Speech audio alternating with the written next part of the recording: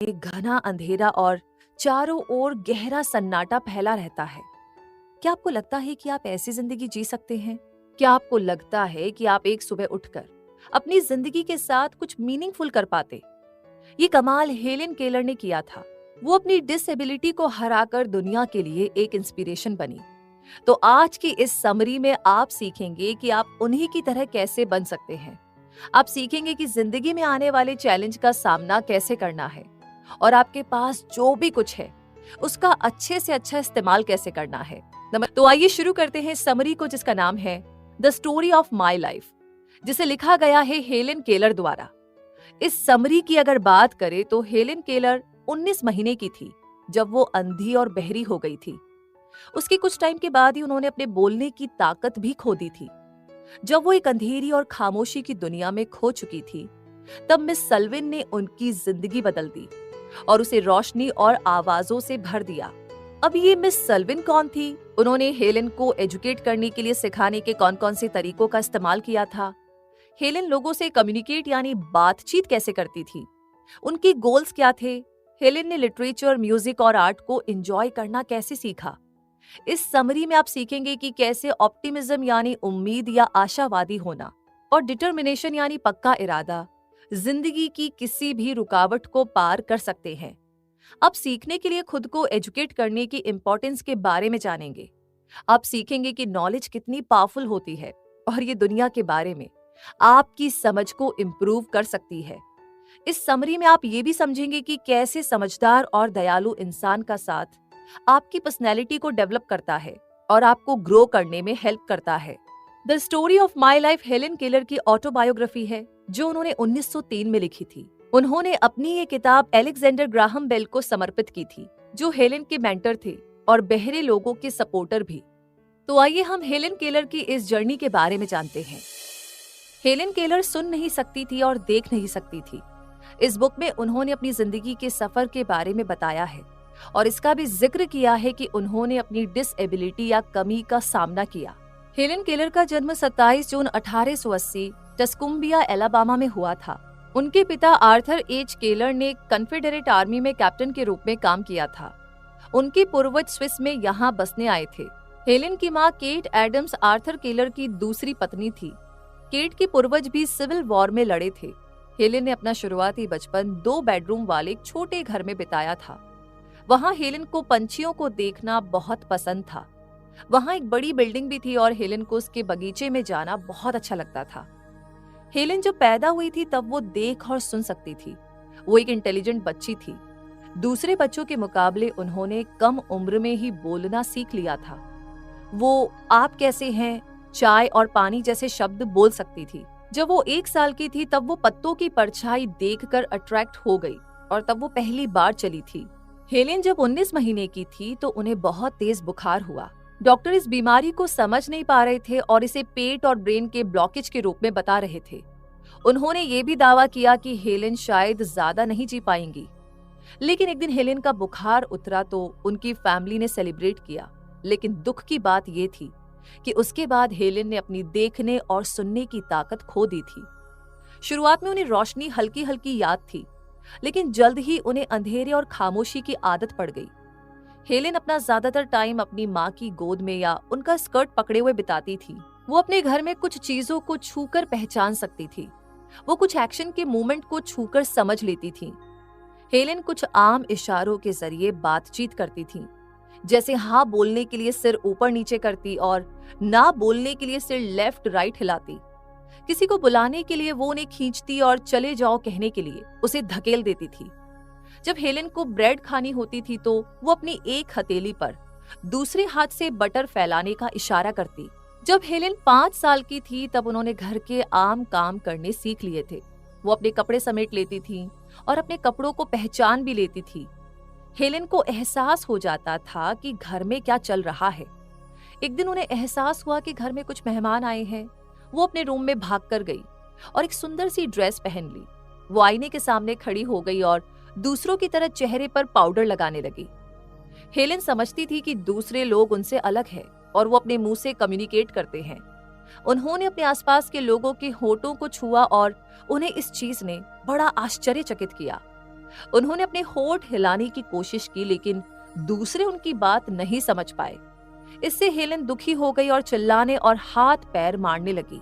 Helen जब छोटी थी तो बहुत ही शरारती थी और किसी भी काम के नतीजे के बारे में नहीं सोचती थी। उनकी दोस्ती मार्था वॉशिंगटन के साथ थी, जो उस फैमिली के कुक की बेटी थी और हेलेन के इशारों या साइन को समझ लेती थी। वो दोनों किचन में आइसक्रीम बनाने में मदद करते थे और मुर्गियों को चारा खिलाते थे। वो दोनों बदमाशी भी करते थे, जैसे एक दिन उन्होंने किचन से एक केक चुराया और बड़े मजे से चटकारे लेकर खाया।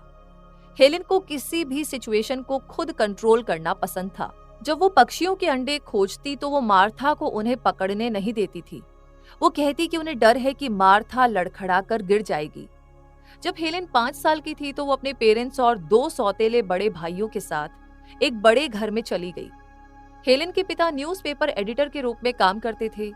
हेलेन उनके घर में बने ऑफिस में समय बिताती थी, लेकिन वो उनके काम को समझती नहीं थी। जब हेलेन भाषा को समझने लगी तब उनके पिता उन्हें कहानियां सुनाने लगे। उनके दोनों ही पेरेंट्स दयालु और सपोर्टिव थे। हेलेन की सबसे छोटी बहन मिल्ड्रेड तब पैदा हुई थी जब हेलेन कुछ साल की हो गई थी। हेलेन उस छोटी सी बच्ची को मिलने वाले अटेंशन से जलन महसूस कर रही थी, लेकिन जब वो बड़ी हुई तो वो मिल्ड्रेड के करीब आ गई। जैसे जैसे हेलेन बड़ी होने लगी, उनमें खुद को ज्यादा एक्सप्रेस करने की इच्छा भी बढ़ने लगी थी, लेकिन उनके इशारे या साइन लिमिटेड थे, जिस वजह से वो अच्छे से कम्युनिकेट नहीं कर पा रही थी और इस कारण उनका गुस्सा बढ़ता ही गया और वो लगभग रोज ही हंगामा करने लगी। उनके आसपास ऐसा कोई स्कूल नहीं था जो अंधे या बहरे बच्चों को पढ़ाता हो। उनके पेरेंट्स इस बात से परेशान थे कि वो कभी भी हेलेन को कुछ भी नहीं सिखा पाएंगे। जब हेलेन 6 साल की थी तब उनके पेरेंट्स उन्हें बाल्टीमोर में एक आंख के क्लिनिक में ले गए। वहां के डॉक्टर ने उस परिवार को डॉक्टर एलेक्जेंडर ग्राहम बेल से बात करने के लिए कहा, जो उन्हें स्पेशल स्कूल के बारे में जानकारी दे सकते थे। ग्राहम बेल फ्रेंडली किस्म के शख्स थे। उन्होंने उन्हें Perkins institution for the blind के डायरेक्टर मिस्टर एनाग्नोस को लेटर लिखने के लिए कहा। उन्होंने मिस्टर एनाग्नोस से रिक्वेस्ट की कि वो हेलेन को घर में ही पढ़ाने के लिए एक टीचर का बंदोबस्त कर दे। 1 हफ्ते के बाद मिस्टर एनाग्नोस ने एक अच्छी खबर के साथ जवाब भेजा। उन्हें एक टीचर मिल गई थी। वो हेलेन की क्लास जल्दी ही शुरू करने वाली थी। मार्च में टीचर मिस्टर एनी सलीवन आखिरकार हेलेन के घर आ गई। उसके बाद हेलेन की जिंदगी पूरी तरह से बदल गई। जिस दिन मिस सलीवन पहुंची उस दिन हेलेन के घर में बहुत कुछ चल रहा था। हेलेन 7 साल की थी। उन्हें नहीं पता था कि क्या हो रहा है, लेकिन उन्हें ये पता था कि कुछ एक्साइटिंग हो रहा है। सालों बाद हेलेन ने इस दिन को अपनी जिंदगी का सबसे खास दिन के तौर पर बताया था।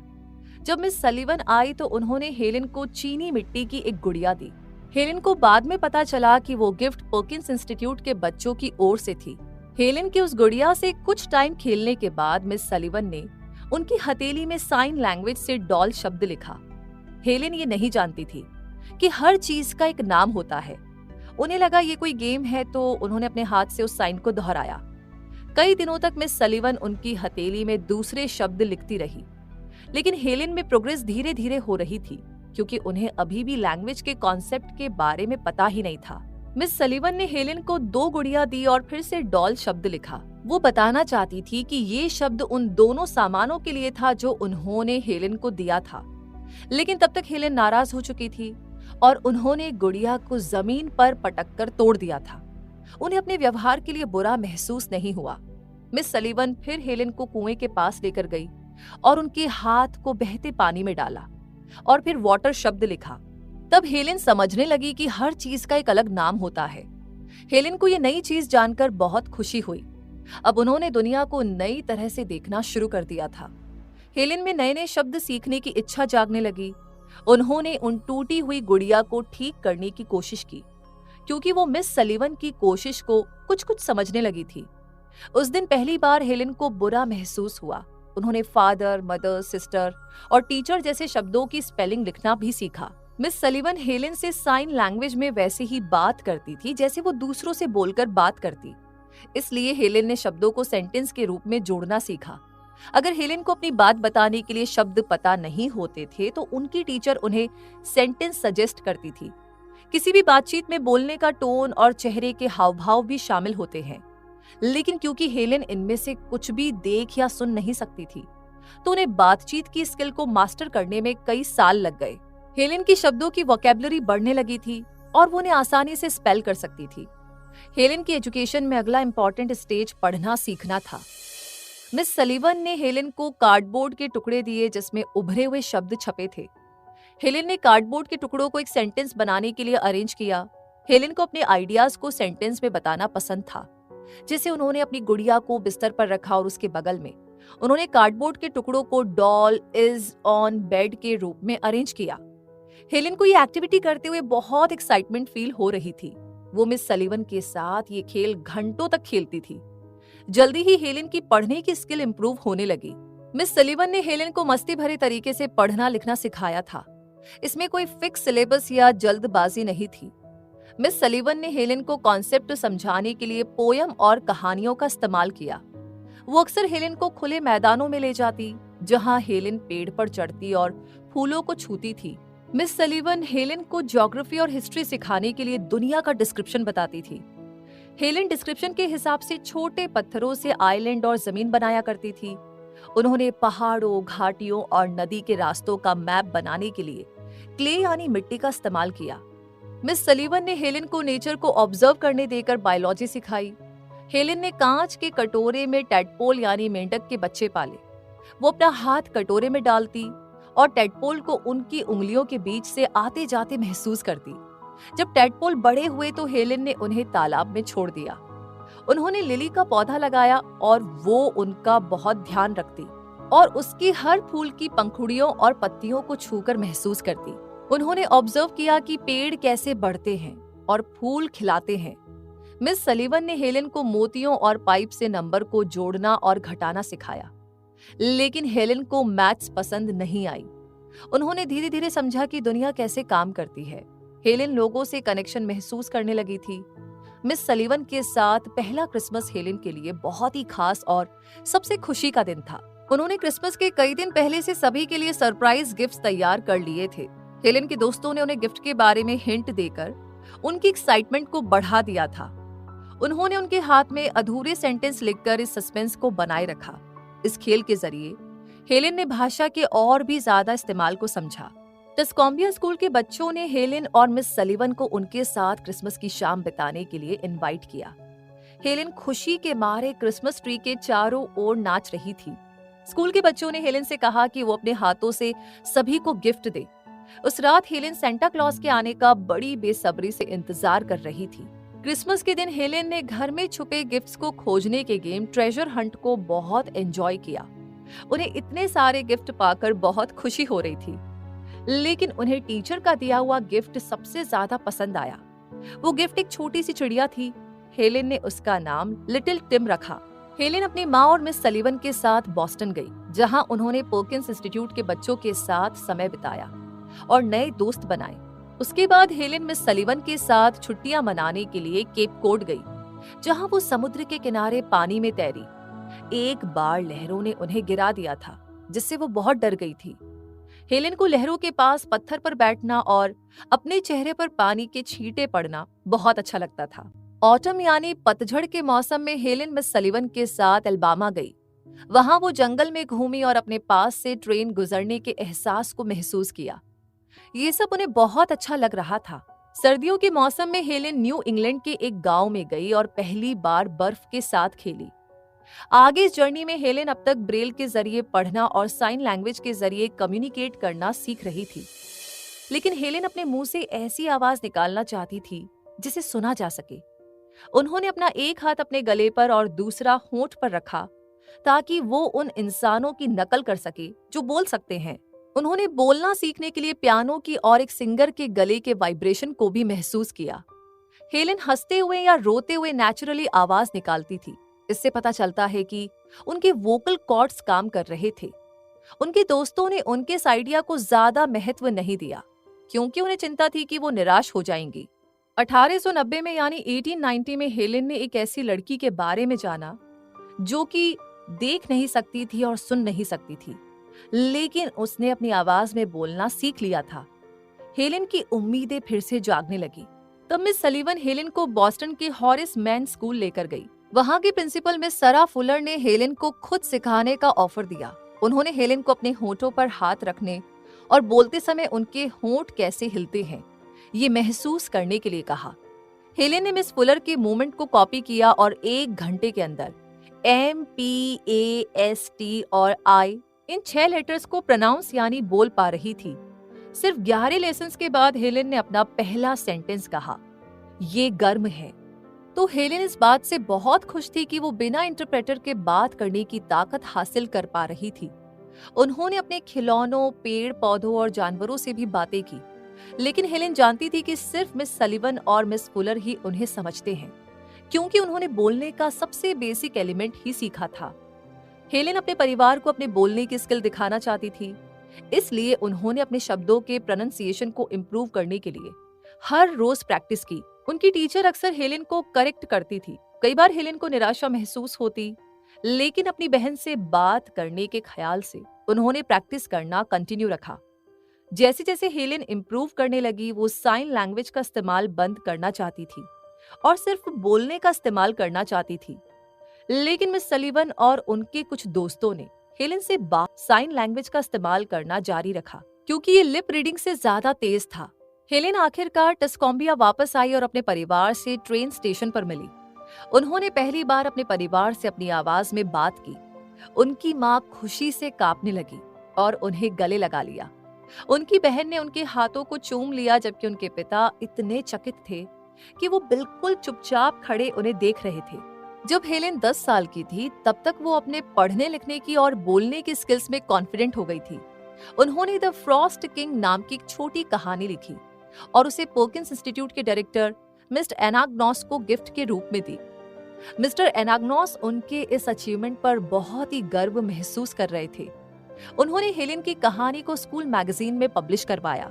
जब हेलेन बॉस्टन वापस पहुंची तो उन्हें पता चला कि उनकी कहानी पहले से मौजूद कहानी से मिलती जुलती है। हेलेन को एहसास हुआ कि उनकी टीचर ने उन्हें ये कहानी तब सुनाई होगी जब वो छोटी थी। ये कहानी उनके दिमाग में थी और उन्हें इसका पता भी नहीं था। मिस्टर एनाग्नॉस इस जानकारी से थोड़े परेशान थे, लेकिन वो उनके बेकसूर होने पर भरोसा करते थे, इसलिए वो उनके साथ दयालु बने रहे। जल्दी ही एक टीचर ने हेलेन से इसके बारे में पूछा और हेलेन ने जवाब दिया कि उन्होंने शायद पहले से मौजूद कहानी के कुछ हिस्से लिखे हैं। उस टीचर ने इसे उनका कन्फेशन समझा और मिस्टर एनाग्नॉस को बता दिया। उसके बाद हेलेन से टीचर और स्कूल एडमिनिस्ट्रेशन के ग्रुप ने सवाल किए। उन्होंने उनसे मिस सलीवन के वहां ना रहते हुए बात की। इस इंसिडेंट से हेलेन डर गई और लंबे समय तक लिखने का कॉन्फिडेंस खो दिया। उन्हें डर था कि जब भी वो कुछ लिखेगी तो उनके शब्द उनके नहीं होंगे, लेकिन हेलेन ने हार नहीं मानी। उन्होंने ओरिजिनल शब्द लिखने की कोशिश करना जारी रखा। हेलेन जब 12 साल की थी तो उन्होंने अपनी जिंदगी के बारे में लिखना शुरू किया। जब वो बड़ी हुई तो वो कई सारी किताबों की ऑथर बनी। मिस्टर एनाग्नॉस ने बाद में एक पब्लिक स्टेटमेंट जारी किया जिसमें उन्होंने कहा कि वो हमेशा से जानते थे कि हेलेन बेकसूर है। हेलेन ने अपने खाली समय में अलग अलग सब्जेक्ट के बारे में पढ़ना शुरू किया। उन्होंने कई देशों की हिस्ट्री पढ़ी। हेलेन ने फ्रेंच ग्रामर भी पढ़ी और शब्दों को सही तरीके से प्रोनाउंस करने की कोशिश की। उन्होंने अपनी स्पीच इंप्रूव करने के लिए अपने फेवरेट पोइट के पैसेज पढ़कर मिस सलीवन को सुनाए। जल्दी ही हेलेन ने एक लैटिन स्कॉलर से प्रॉपर लैटिन की क्लास लेनी शुरू की। वो उन्हें मैथ्स में भी मदद करते थे।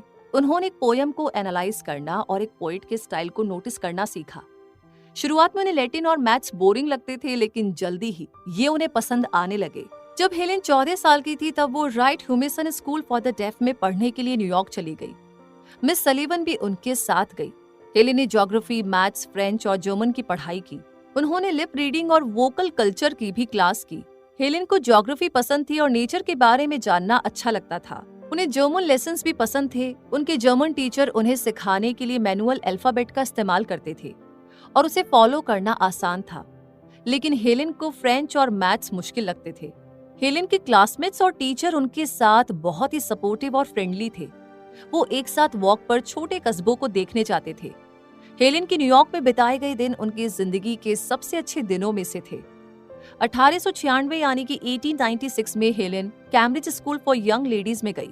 उनका मकसद था खुद को हार्वर्ड यूनिवर्सिटी के रेडक्लिफ कॉलेज के लिए तैयार करना और ऐसे स्टूडेंट्स के साथ पढ़ना जो देख और सुन पाते थे। कैम्ब्रिज स्कूल के टीचर्स को अंधे और बहरे स्टूडेंट्स को पढ़ाने का एक्सपीरियंस नहीं था। उन्हें साइन लैंग्वेज नहीं आती थी, इसलिए मिस सलीवन टीचर्स के इंस्ट्रक्शन को समझाती थी। जब मिस सलीवन वहां नहीं होती थी तब हेलेन लिप रीडिंग के जरिए टीचर्स को समझती थी। स्कूल के पहले साल में हेलेन ने German, Latin composition, English history और इंग्लिश लिटरेचर पढ़ा। हेलेन इन सभी सब्जेक्ट्स को पहले से थोड़ा बहुत जानती थी, तो उन्होंने ज्यादा पढ़ाई के भार को संभाल लिया था। लेकिन उन्हें एक परेशानी का सामना करना पड़ा। मिस सलीवन हेलेन की किताबों के सभी शब्द हेलेन के हाथ पर नहीं लिख सकती थी। हेलेन ने ब्रेल में लिखी हुई स्पेशल बुक्स ऑर्डर की, लेकिन उन्हें लंदन से फिलाडेल्फिया आने में टाइम लग गया। इसका रिजल्ट ये हुआ कि उन्हें लेसन को खुद ही ब्रेल में टाइप करना पड़ा ताकि वो उन्हें दूसरी लड़कियों के साथ पढ़ सके। जल्द ही टीचर्स उनकी आधी अधूरी स्पीच समझने लगे थे। वो क्लास के दौरान नोट्स भी कॉपी नहीं कर सकती थी क्योंकि मिस सलीवन के लिए टीचर के बोलते हुए सभी शब्दों को स्पेल करना नामुमकिन था। इसलिए हेलेन ने सभी नोट्स को घर पर ब्रेल में टाइप किया। हालांकि उन्होंने बहुत से चैलेंजेस का सामना किया, लेकिन स्कूल में हमेशा उनके साथ अच्छा व्यवहार किया जाता था। स्कूल के प्रिंसिपल और उनके जर्मन टीचर ने साइन लैंग्वेज के अल्फाबेट सीखे ताकि वो हेलेन को ज्यादा अच्छे से समझा सके। हेलेन ने स्कूल में अच्छा प्रोग्रेस किया। उनके कुछ दोस्तों ने साइन लैंग्वेज सीखी ताकि वो उनसे बिना मिस सलीवन की मौजूदगी के भी कम्युनिकेट कर सके। हेलेन ने अपनी जिंदगी में पहली बार अपनी उम्र की नॉर्मल लड़कियों की कंपनी को एंजॉय किया था। हेलेन की माँ और बहन क्रिसमस के दौरान उनसे मिलने आए। मिल्ड्रेड भी कैम्ब्रिज गई और दोनों बहनों ने एक साथ यादगार समय बिताया। 1897 यानी कि 1897 में हेलेन ने रेडक्लिफ का एंट्रेंस एग्जाम दिया। कैम्ब्रिज के एडमिनिस्ट्रेशन ने हेलेन को अलग से एक रूम दिया ताकि उनके टाइपराइटर की आवाज दूसरे स्टूडेंट्स को डिस्टर्ब ना करे। मिस्टर गिलमन, जो उस स्कूल के प्रिंसिपल थे, सभी एग्जाम के दौरान उनके साथ बैठे। उन्होंने उनके सारे पेपर्स मैनुअल अल्फाबेट के जरिए पढ़कर सुनाए। फिर हेलेन उन्हें दोहराती ताकि वो ये पक्का कर सके कि उन्होंने सही समझा है। फिर हेलेन उसका जवाब टाइप करती और मिस्टर गिलमन उसे दोहराते। इससे हेलेन को अपनी गलतियां सुधारने में मदद मिली। वो अपने सभी सब्जेक्ट के टेस्ट में पास हुई और जर्मन और इंग्लिश में ऑनर्स अचीव किया। इस तरीके से कैम्ब्रिज में हेलेन के सेकेंड ईयर की शुरुआत हुई। प्रिंसिपल मिस्टर गिलमन ने हेलेन को मैथ्स से जुड़े सब्जेक्ट्स लेने की सलाह दी, तो हेलेन ने physics, algebra, geometry, astronomy, Greek और लैटिन की पढ़ाई की। उन्होंने कामयाब होने की ठान ही ली थी, लेकिन उन्हें कई सारे चैलेंजेस का सामना करना पड़ा। उनकी ब्रेल में लिखी किताबें अभी तक पहुंची नहीं थी। क्लासरूम बड़े हो गए थे, इसलिए टीचर्स हेलेन को स्पेशल इंस्ट्रक्शन नहीं दे सकते थे। इसलिए हेलेन को मिस सलीवन की मदद की जरूरत पड़ती थी। हेलेन के पास मैथ्स के सिंबल वाला स्पेशल ब्रेल टाइपराइटर भी नहीं था, इसलिए वो सवालों के स्टेप्स नहीं लिख सकती थी। हेलेन आंखों से ज्योमेट्रिकल शेप्स को नहीं देख सकती थी, इसलिए मिस सलीवन ने वायर यानी तार से उन शेप्स को बनाया। जल्दी ही हेलेन की मुश्किलें कम हुई। उनके पास ब्रेल की किताबें और स्पेशल टाइपराइटर आ गया। इससे उनका कॉन्फिडेंस बढ़ा और उन्होंने अपनी पूरी कोशिश अपनी स्किल्स को इम्प्रूव करने में लगा दी। लेकिन उन्हें अलजेब्रा और ज्योमेट्री अभी भी बहुत ज्यादा चैलेंजिंग लगते थे। मिस्टर गिलबैन को चिंता थी कि हेलेन बहुत ज्यादा मेहनत कर रही है। उन्होंने सलाह दी कि हेलेन को कॉलेज की तैयारी के लिए 2 की जगह 5 साल लेना चाहिए। हेलेन इस आइडिया के खिलाफ थी क्योंकि वो अपनी बाकी क्लास के साथ ग्रेजुएट होना चाहती थी। मिस सलीवन ने उनका साथ दिया। हेलेन के फर्स्ट ईयर रिजल्ट के बाद मिस्टर गिलमन ने अपनी बात को जाने दिया, लेकिन दूसरे साल जब टास्क और ज्यादा मुश्किल हो गए तो मिस्टर गिलमन ने यह बात फिर से उठाई। एक दिन तबीयत खराब होने की वजह से हेलेन स्कूल नहीं जा पाई। मिस्टर गिलमन ने तब कहा कि हेलेन टूट रही है। मिस सलीवन उनसे सहमत नहीं थी। इस डिस्कशन का नतीजा ये हुआ कि हेलेन की मां ने हेलेन और मैड्रिड को स्कूल से निकाल दिया। कुछ टाइम के बाद कैम्ब्रिज के टीचर मिस्टर कीथ को हेलेन को पढ़ाने के लिए साइन किया गया। हेलेन 2 महीने के लिए मिस सलीवन के साथ रेंथम रहने गई। मिस्टर कीथ हेलेन को अलजेब्रा, ज्योमेट्री, ग्रीक और लैटिन पढ़ाने हफ्ते में 2 बार आते थे। मिस सलीवन उनकी हेलेन को समझाने में मदद करती थी। हेलेन और मिस सलीवन बॉस्टन लौट आए। मिस्टर कीथ ने हेलेन को 8 महीने तक हफ्ते में 5 दिन पढ़ाया। उनके लेसन 1 घंटे चलते, लेकिन मिस्टर कीथ सब्र वाले इंसान थे और उन्होंने कभी भी हेलेन पर प्रेशर नहीं डाला। अगर हेलेन को कोई कंफ्यूजन होता तो उसे दोबारा समझाते। मिस्टर कीथ उनका होमवर्क अपने साथ ले जाते और उसे पूरे तरीके से सही करके फिर अगले हफ्ते हेलेन को उसे लौटा देते। हेलेन को क्लासरूम लेसन से ज्यादा प्राइवेट क्लासेस पसंद थी। मिस्टर कीथ ने मैथ्स के सवालों को छोटे प्रॉब्लम्स में डिवाइड किया और हेलेन को लॉजिकली सोचना सिखाया। जल्दी ही हेलेन अलजेब्रा और ज्योमेट्री में बेहतर हो गई। लेकिन दूसरे सब्जेक्ट के मुकाबले उन्हें ये ज्यादा समय डिमांड करने वाला सब्जेक्ट लगता था।